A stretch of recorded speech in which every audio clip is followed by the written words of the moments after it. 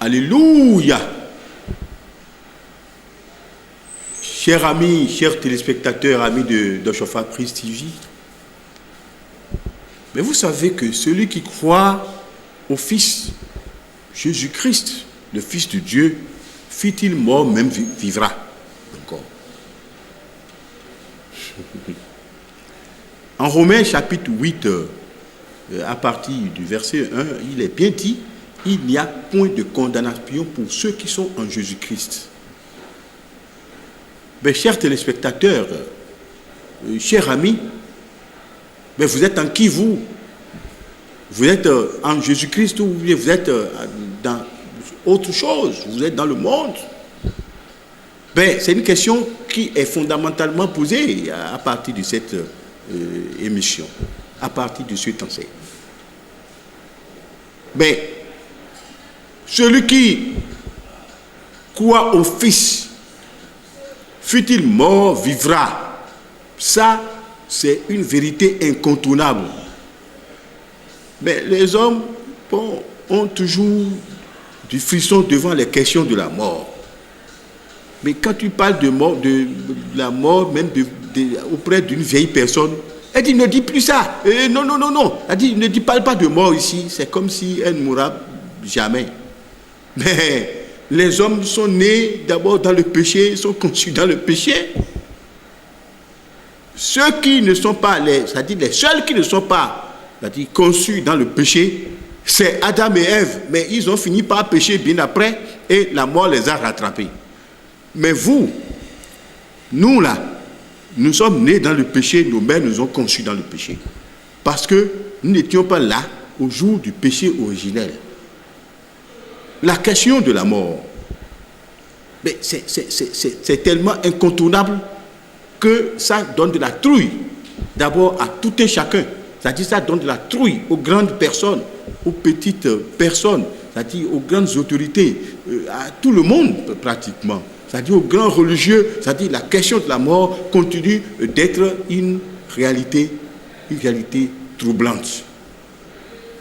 Chers amis, chers téléspectateurs, et si nous devions enseigner sur cela, c'est-à-dire qu'est-ce que vous allez d'abord nous permettre de dire? Nous partirons de la Bible. Moi, je suis intéressé de faire apostrophe à la mort de Jéhoiada, du roi Jéhoiada, c'est-à-dire le roi d'Israël, en son temps. Mais vous savez, dans la chronique des rois d'Israël, nous nous sommes intéressés à quelque chose, à précisément deuxième chronique 24, des versets 15 jusqu'à 22, c'est-à-dire nous renseignait sur la mort du roi Jéhoiada. Jéhoiada, toute sa vie, qui avait duré 130 ans, avait été un bon roi. Il avait été guidé par les préceptes de l'Éternel.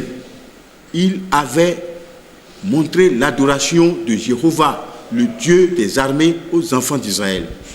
Il avait enseigné que les enfants d'Israël devaient se méfier des idoles, des altars, des astartés, c'est-à-dire les idoles des peuples environnants. Voilà l'histoire de la vie de Jéhoiada. Jéhoiada fut un bon roi et Dieu l'a béni. Dieu l'a béni dans la paix, dans la magnificence. Dieu l'a comblé de bonté. Il a vécu 130 ans sur terre. Écoutez, chers amis, chers téléspectateurs, les hommes meurent aujourd'hui à 30 ans, à 20 ans, 10 ans, parce qu'ils sont loin d'abord de la bonté de Dieu, peut-être. C'est-à-dire, les hommes deviennent même des pourritures sur la terre, si bien que l'Éternel Dieu, par sa main, les éloigne d'abord des bonnes personnes. Et ils quittent vite la terre. Les hommes qui meurent à 50 ans commencent par se dire, ça commence pas à aller. Mais à 70 ans, on se dit, Dieu a fait. Dieu a vraiment fait. Mais après 70 ans, le bonus commence. Ils se rentrent dans le bonus. Chers amis, chers téléspectateurs, si vous prenez la vie de Jéhoiada sur Juda, c'était une vie exemplaire. Au verset 14 et 15, c'est-à-dire, nous avons été renseignés sur le fait que après sa mort, après la mort de Jéhoiada, les enfants de Juda sont retournés encore vers l'idolâtrie. Ils sont retournés vers les Baals, les Astartés. Ils sont retournés vers les fétiches. Ils sont retournés vers les idoles. C'est-à-dire, ils sont rentrés dans la magie, c'est-à-dire des autres peuples. Ceci a déplu à l'Éternel. Dieu avait de la repentance vis-à-vis d'eux pour se dire, mais c'est quoi? Moi, j'ai institué un grand roi pour eux, un roi qui a suivi mes préceptes, mais eux autres, ils sont retournés aux idoles. Je vais envoyer des prophètes leur parler. Et Dieu a fait cela. Il a envoyé des prophètes leur parler pour dire, je ne veux pas ça. Repentez-vous, repentez-vous. Moi, je ne veux pas ça. Alors, ils ont durci leur cœur et leur conscience et ils n'ont point suivi la voix des prophètes.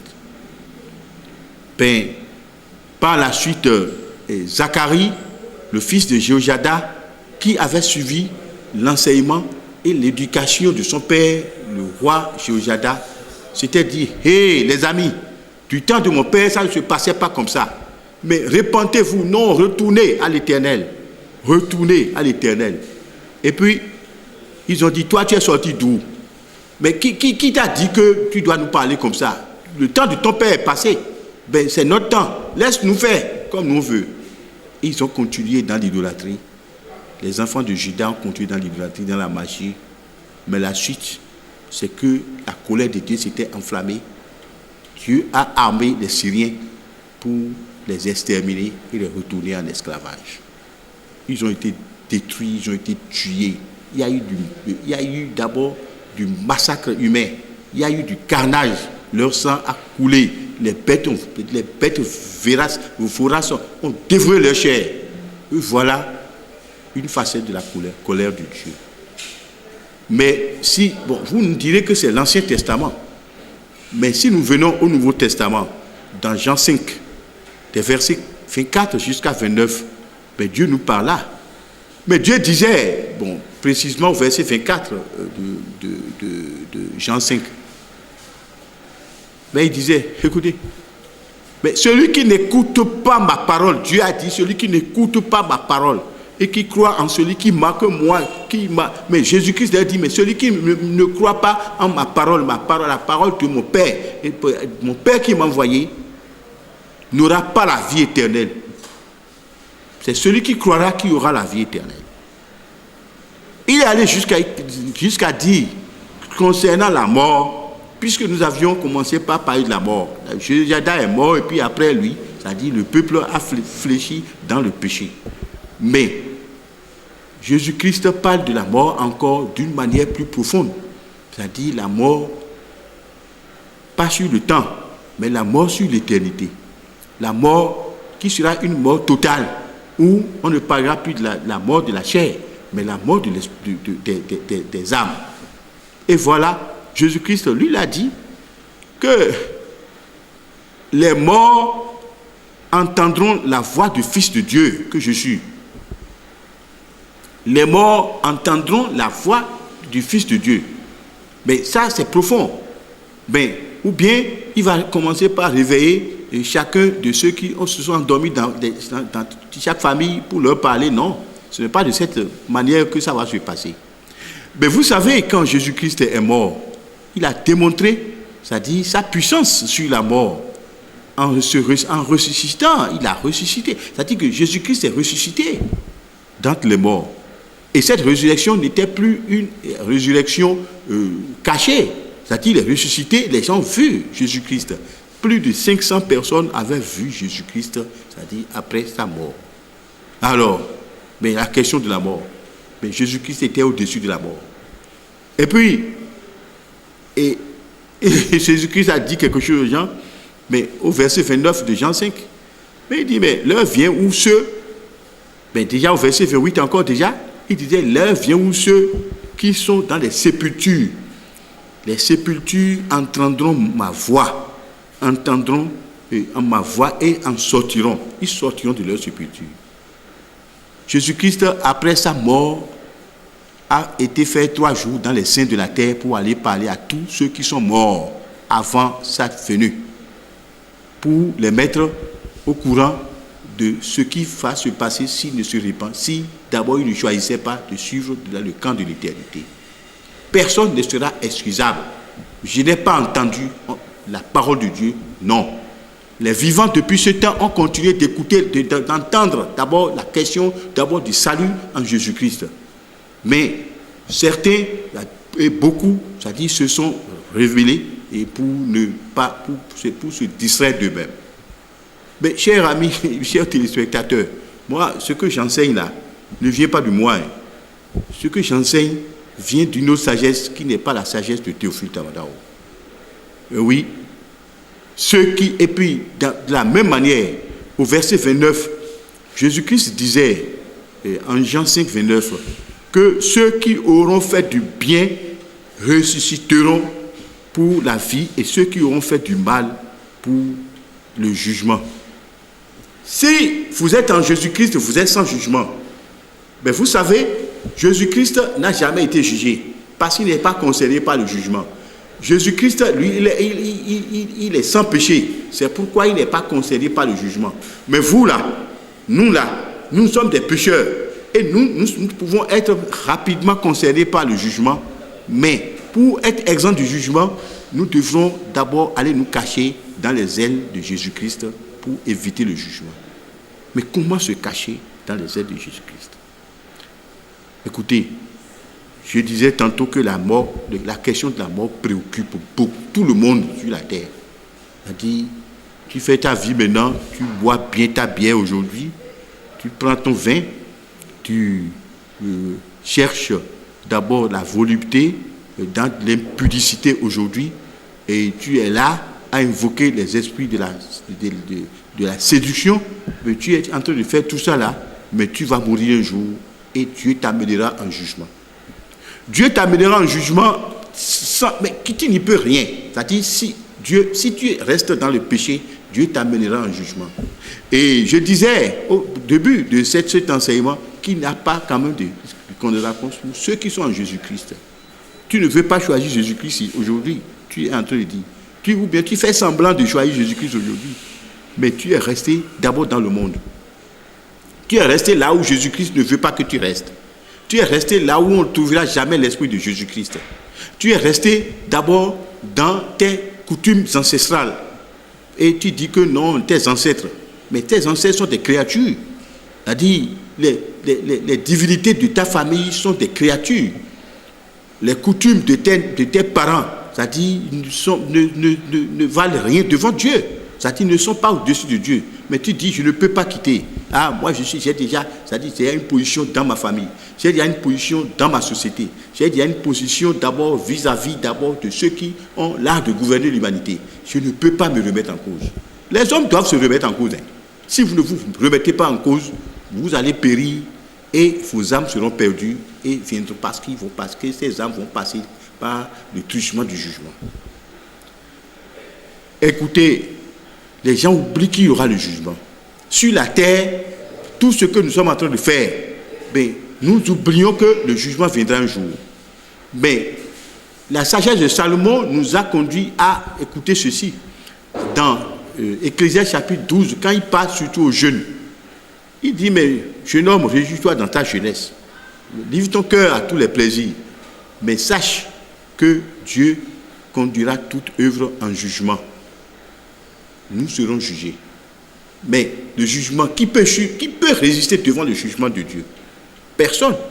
Et il s'en va, c'est-à-dire dit, écoutez, mais Moïse a été inspiré. Et il disait, dans la répétition des lois de Dieu, dans Deutéronome chapitre 28 au verset 1, il dit, mais pour être heureux sur la terre, il faut faire ce que Dieu dit de faire. Mais il ne faut pas être là à rester dans tes raisonnements à toi. C'est-à-dire, si tu veux, c'est-à-dire être heureux dans ta vie, c'est-à-dire obéir au commandement de Dieu. Ben vous prenez, c'est-à-dire Deutéronome 28, verset 1 jusqu'à 15, jusqu'à 14, vous verrez. C'est-à-dire, si vous obéissez au commandement que moi, l'Éternel, j'ai donné, n'apprenez pas à imiter les abominations de ces peuples-là. Les enfants de Juda ont suivi les abominations d'abord des peuples qui ont entouré Juda. Ils ont été vers les Astartés, non? Ils ont été vers les Baals. Mais une première démonstration, ils n'ont pas été heureux parce que Dieu a permis aux Syriens de venir les exterminer et les détruire. Voilà une formule de jugement, d'abord aux yeux des hommes, ça. Mais le jugement, c'est-à-dire aux yeux de Dieu, sera un jugement qui sera sans aucune mesure vis-à-vis de tout ce que nous sommes en train de voir sur la terre. Vous pensez que sur le plan, humain, quelqu'un sera exempté? Les efforts des hommes peuvent-ils les sauver? Non. Les efforts que nous faisons pour être heureux, ça là, c'est du vent devant Dieu. Tous ces efforts-là sont inutiles.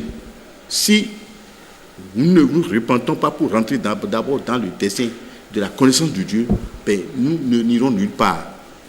Nous ne pourrons rien contre la mort. La mort de Jésus-Christ a été une mort réelle, non? Mais sur le plan de la chair, il est mort.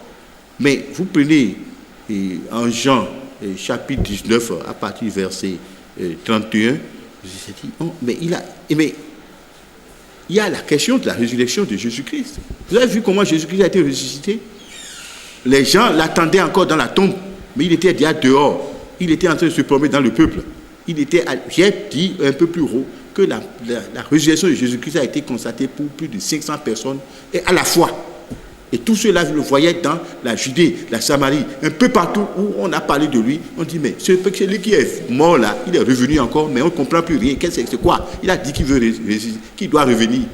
Ça veut dire qu'il a eu de la puissance, lui, sur la mort.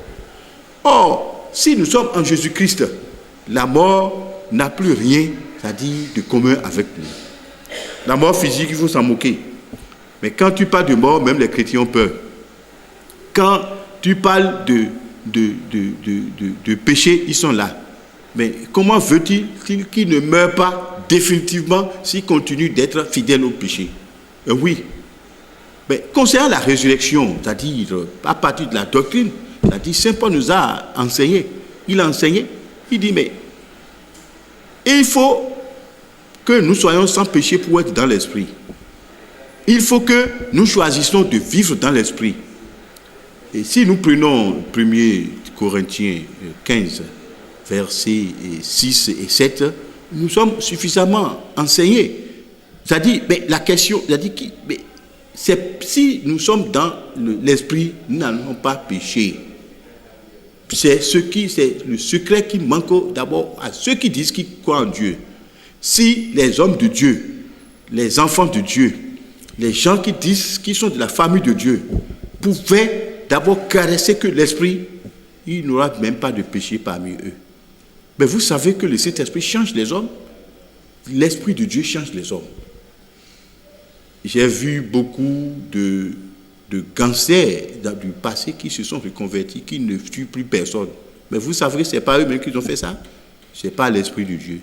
J'ai vu, c'est-à-dire des prostituées, c'est-à-dire devenir d'abord de bonnes enseignantes des mœurs, d'abord dans la maison de Dieu. Mais vous pensez que ce n'est pas elles-mêmes qu'elles ont fait tout cela? Ben, si vous restez dans l'esprit, vous ne mourrez jamais définitivement comme beaucoup vont mourir. Restez dans l'esprit. Ben, les œuvres de l'esprit manquent aux gens qui disent, à beaucoup de gens qui disent, c'est-à-dire qu'ils sont d'abord des adorateurs de Dieu. Nous devons adorer Dieu par l'esprit. Nous devons adorer Dieu par l'esprit, l'Esprit Saint.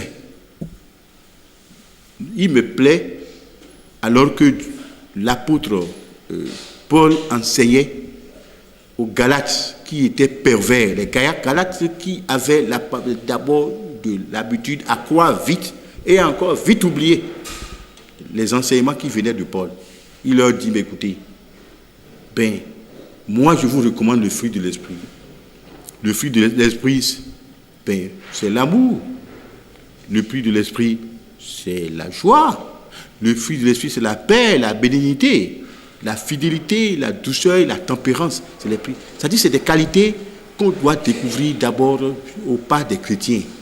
Mais si tu es chrétien, mon frère, et que tu n'as aucune de ces qualités, c'est que tu n'es pas chrétien.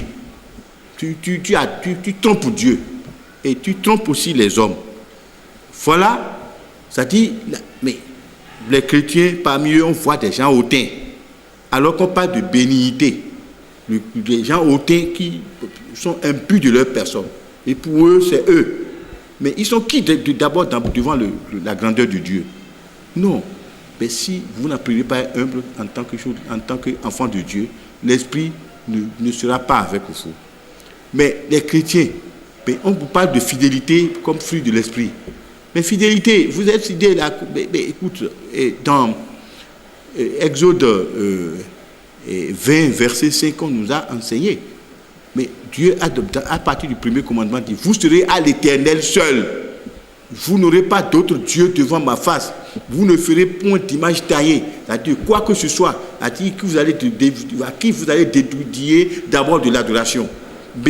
C'est-à-dire, beaucoup de chrétiens, aujourd'hui, c'est-à-dire, sont là, à faire le culte de leur personne.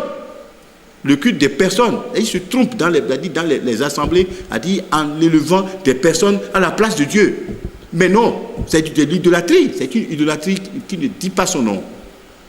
On parle de la joie. Mais lorsque vous restez dans la médisance, vous pensez que la joie serait dans la maison de Dieu?